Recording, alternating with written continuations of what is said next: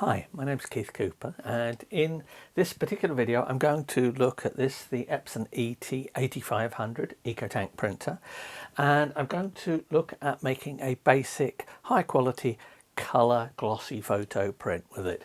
Fairly basic thing that a lot of people would want to do. I'm going to cover the basics of making a print. Now I'm printing here from this Mac. PC should be virtually the same as this. I'll show printing from an application like Photoshop, but I also show how to use the Epson print layout, and I'll have a look at some of the options in Epson print layout later, and also how they change with ICC profiles. Now some ICC profiles, which are to my mind essential for making high quality pictures, are installed when you install the printer. This printer is, by the way, exactly the same from a print quality point of view as the Epson ET-8550, which is just a wider printer. That one's a 13-inch printer. This is 8.5-inch A4 letter size printer. They are exactly the same, and the color profiles I produced when I did my 8550 review work perfectly well with this. Now I'm producing some extra ones to go with this, and I will be doing lots more videos and a proper full review of the printer. But if you've got any questions, let me know, because I only have the printer for a limited time to do the testing on, and it's much easier to answer people's questions when it's actually here. The paper I'm using, I'm going to make it nice and easy. I'm going to use Epson Premium Glossy Photo Paper. Now this is a photo paper that I've used for perhaps, well, over 20 years on assorted different printers. I always test initially on Epson papers, on an Epson printer, Canon papers on a Canon printer, because if they can't even get it right for their own papers, then what hope have you got for third-party ones? Well, yeah, it's not quite that simple, but you get the gist of it. So anyway, I've got an image here, and these are both quite colourful images, both actually taken when I was on holiday. So these are genuinely holiday snaps.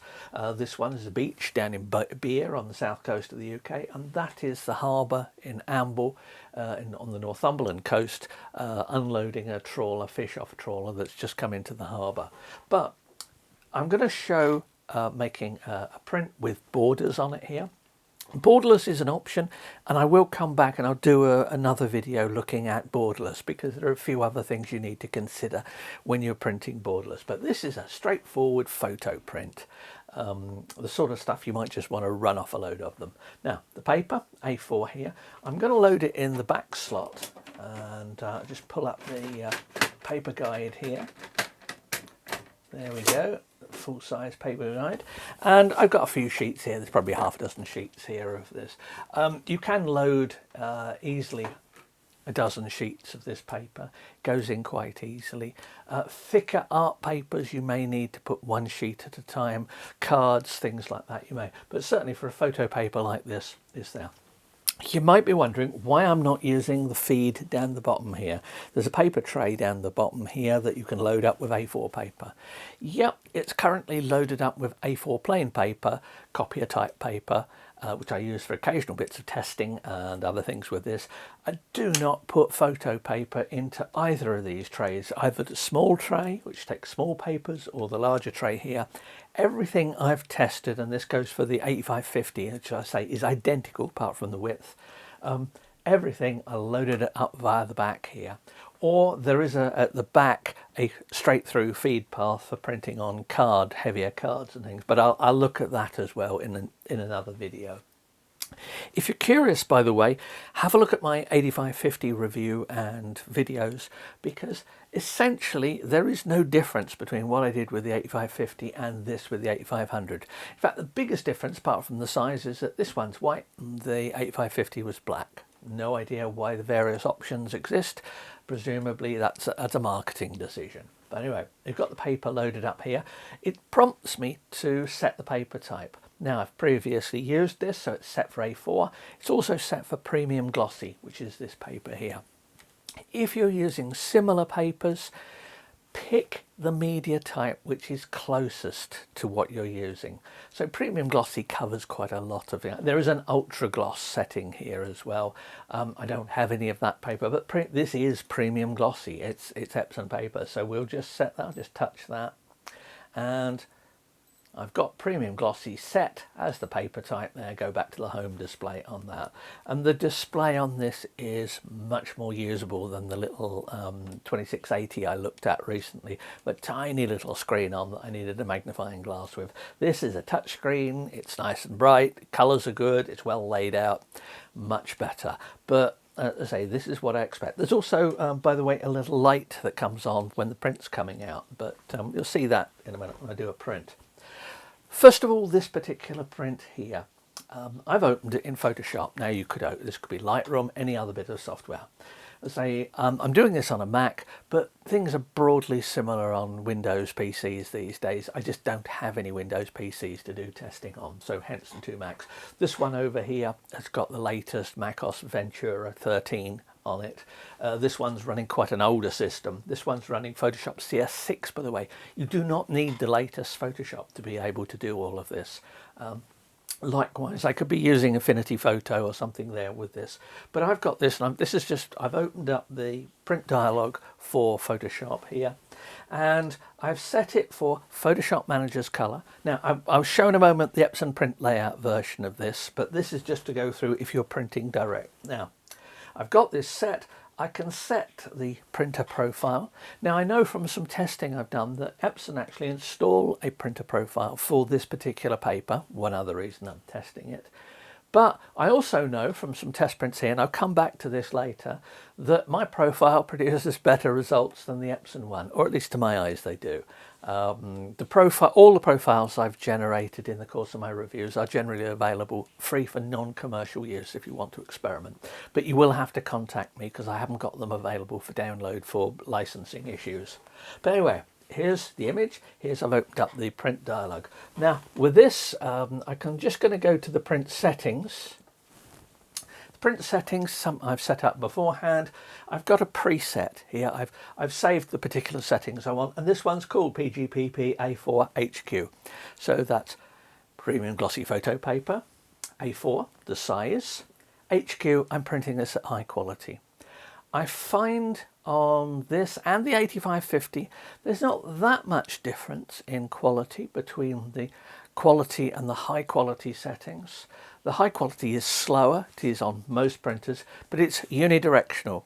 And if you've got fine gradations of colour, like the skies, if your printer hasn't been set up properly and you haven't run the adjustments on it, you can, or you're more likely to get a tiny bit of banding in flat areas on the lower quality setting. The higher quality setting, the print head prints going like that, goes back, prints in one direction.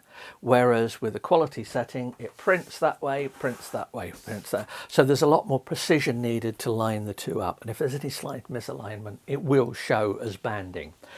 The other thing, if you've not used the printer for a while, use some of your plain paper, run a nozzle check on it. You can reuse the paper by turning it over and things like that, so it doesn't waste much ink. And it is far better to see that you need a slight bit of a clean if you've not used the printer for a week or two than it is to run off a print, think, oh, it needs, it's got stripes on it and I need to clean the printer. Doesn't happen often, but I just get into the habit. If I've not used a printer in the last day or two, then I will run a test print on it, and it's just on plain paper. As I say, uses virtually no ink, but this is an Ecotank printer, so the ink doesn't count quite so much as with the cartridges. So we've got this, and this is set with that I've set the details. There's the settings. Now I could just press print on that and it would do it. It works perfectly well. It's what I use for printing some of these other ones around here. But I'm going to show printing from Epson Print Layout, since first of all it's free software. It works exceedingly well, and it will work standalone, both on PC and on Windows systems. Now, you can install it also as a plugin so that it can be print directly from, in this instance, Photoshop. That's an old version of Photoshop here, works perfectly fine with that, works perfectly well with the current version of Photoshop, which I've got on other machines I use for my editing work. So I'm just going to go in Photoshop here, under the Automate menu, Epson Print Layout, and we'll just wait for it to come up. Will take a moment or two because this is quite an oldish laptop. It's marginally faster on this iMac over here, but I don't use the iMac that often for that. So the images come up. The settings. Now you can see there's a distinct border around the edge. I may not want that bigger, but that's just the default border on it. Now the settings I've got, I'll just go through the basics here. Make sure it's referring to the right printer if you've got several printers. Media type, you set the paper type. If you're printing on a paper, third-party paper, which you might have some profiles for, you just pick the appropriate paper media type that was used to create the profile. Usually it's whatever's closest. So it would be glossy, luster, semi-gloss, matte, or an art paper. The VFA setting, the Velvet Fine Art media setting, is quite particular in how it uses the inks in these printers, and I will be coming to that. So I am going to specifically look at fine art printing on heavy cotton rag papers and things like that. Even canvas I'll give a go in this, so I can find some right size bit of canvas to go through it. But they're all done. This is about making a basic photo print. So there we go, we've got that. I've set that, I've set the quality to high. I've layout settings, standard and landscape. I don't want anything else. I'm not doing any fancy tricks with stuff. I just want the standard here. If I use scale to fit, it would enlarge the print to fit onto the paper.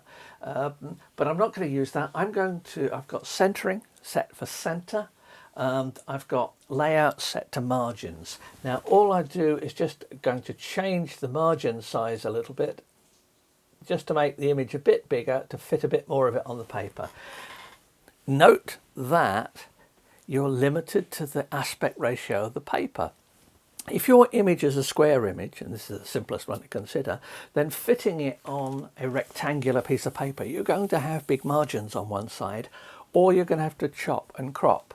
Now, you can do that in this. There are lots of options you can do for adjusting things, but here I've enlarged it up. I've left the borders a bit big, really just to make it a little bit more obvious what's going on here. Now, the other area on this is the color settings. Now, you can get it to do automatic, to use Printer Manager's color, which is rarely a particularly good idea with these printers, unless you know exactly why you're using it. You can get it to use a profile, and you can get it to select, auto-select a profile.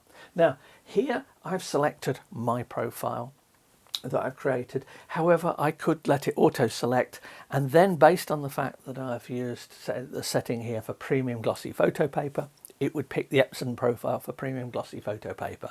But I'm going to come back to some issues of the profiles and what they do and some of the settings. But I've got it here under rendering intent. Now this also makes a difference with your profiles. I've set it to relative colorimetric, and I've ticked the BPC or black point correction box. Now that makes more of a difference on matte papers than it does glossy papers, but it's worthwhile ticking it anyway. So we've got that. We're going to use a profile that I built. Could have used the Epson profile, so I will come back to profiles and aspects of that. Runs all through these settings here. There's nothing particular I need to change. I'm happy with it. I've got paper loaded. I've selected the paper, and all I need to do is click on print. Now, as I said, this is a oldish laptop, so already its fans are starting up, so it's pushing it a bit. There is a progress bar here, whereas it takes sort of 10 seconds or so on this, it takes a fraction of a second on my main Macs, and even this one here is quicker if you use it. But the progress bar has disappeared, and it looks as if it's going to print. And this is where one of my favourite bits of these printers, the motorised output tray. Yeah, I know it's not much, but it still impresses me every time it does it. You can see also the light that illuminates the print coming out. Remember, it's quite a bluish light. There are obviously blue-white LEDs in there lighting that up, which means that your colour balance could well look a bit odd under that lighting. So don't necessarily think something's gone wrong if the colours look a little adrift in this. It's really there to see that it's printing properly and that there are no obvious mistakes, errors, nothing wrong with the printer. It's going to take a little while doing that, but we've got this. I can close this, I can do settings now, I can go back and work on other bits and pieces. But it's printing, it's drawn the sheet of paper, and it works. And this is the point where I just say, time passes. Well, here's the print coming out here. One thing I should quick notice about the Epson print layout software, it is produced, and it was originally produced for Epson large format printers, and its applicability to printers has gradually worked its way down the range. Somebody asked me the other day about the ET-8600 or 25A. I get these numbers mixed up, that I tested just recently and asked and said, but it's not supported.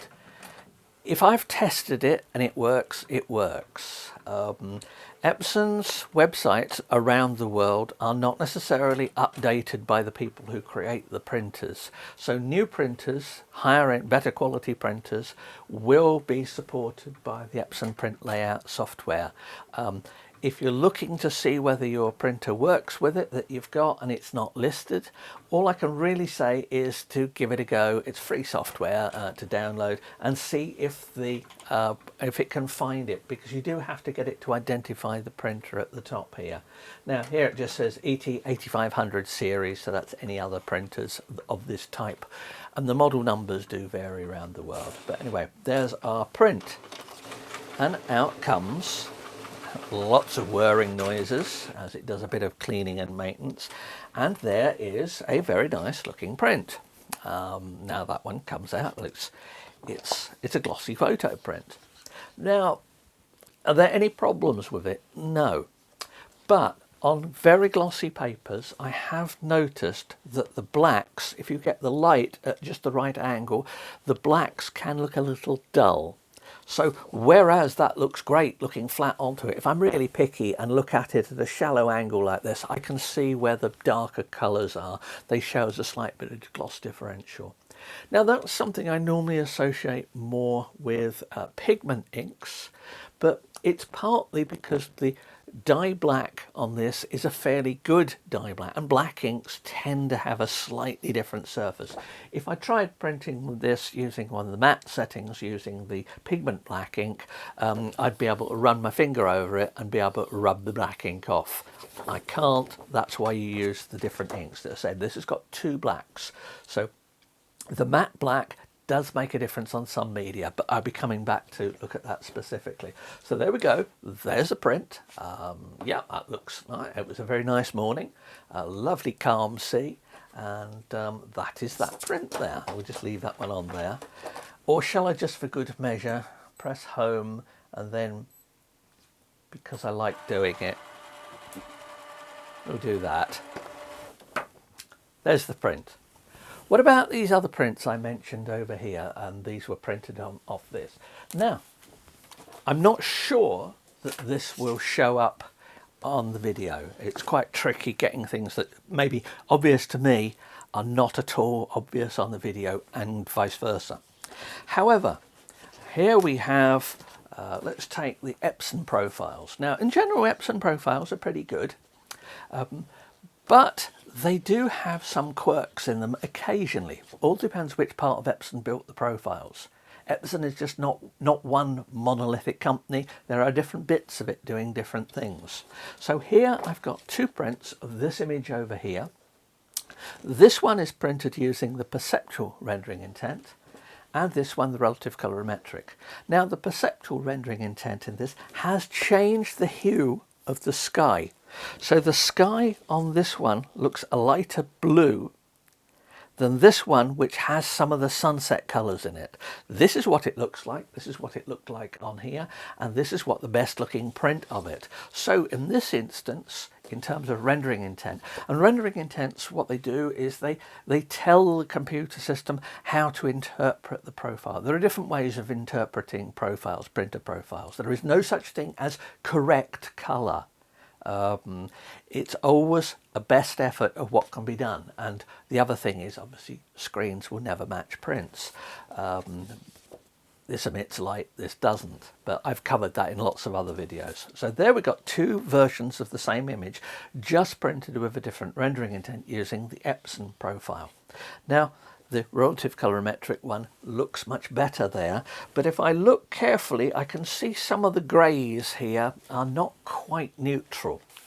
If I look at a version of the image produced using my custom profile, now I happen to know this is one I created when I had the 8550, so I used far more profiling patches than most. If you get custom profiles made, they won't generally have as many patches as I use for making my profiles. It's just because I've got the kit and the software to do it, and it's no extra effort. This is relative colorimetric. This one, the greys look right. They're not wrong on this one, but if I compare the two, this one has a better look to it. What about perceptual on this one? Well, because I build the way that I build the profiles, there's not necessarily that much difference between perceptual and relative colorimetric, but perceptual on my profiles has a slightly different tonal balance. It entirely depends on the image itself, whether that is a difference you will notice even. You may not notice it. Whereas on the Epson one, there is a clear difference between them.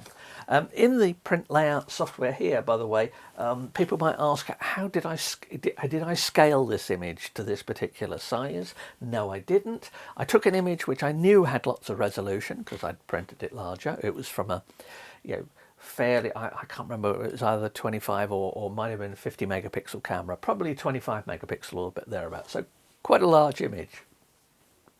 If I look on the bottom here, it does actually tell me that this resolution at print size is 518 pixels per inch. Now, as long as that's over 250, I'm not that worried on prints like this. Does it matter that it's so much higher? No. And I will be coming back to look at aspects of print detail and print quality in this printer and so the 8550 as well.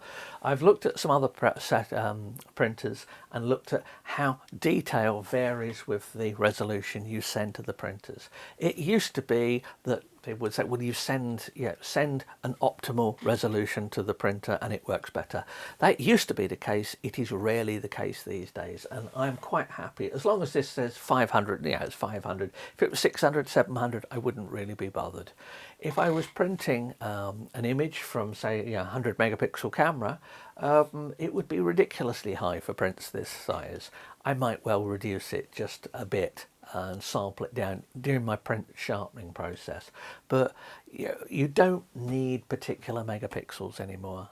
At this size, at A4, I could get great looking prints from my old original Canon 1DS that I had, full frame camera that I had in 2003. It would make no difference at this size. It's only when you start getting to much larger prints than that's where the megapixels make the difference. But at this size, basically, I saw somebody saying it the other day, if you can't make a great looking print and photo from currently available cameras, then the problem is not the camera or the lens, it's you. And it's always worth remembering that. Next time you think, I need a better camera or I need a better lens, do you really? Or is it just you're hoping it will fix something which is actually nothing to do with it? But anyway, I digress. There we go. There are some prints done here, basic colour prints. I'll come back, I'll do borderless at another time and some other media and specialist things like that. But yeah, these prints look rather nice. It's a nice printer. It works well. Anyway, if you've got any questions, please ask. Please do subscribe to the channel. You'll get updates about when I've got new stuff coming on there. I don't just do printers. I will be returning to cameras and stuff. But it depends a lot on what I've got here to test.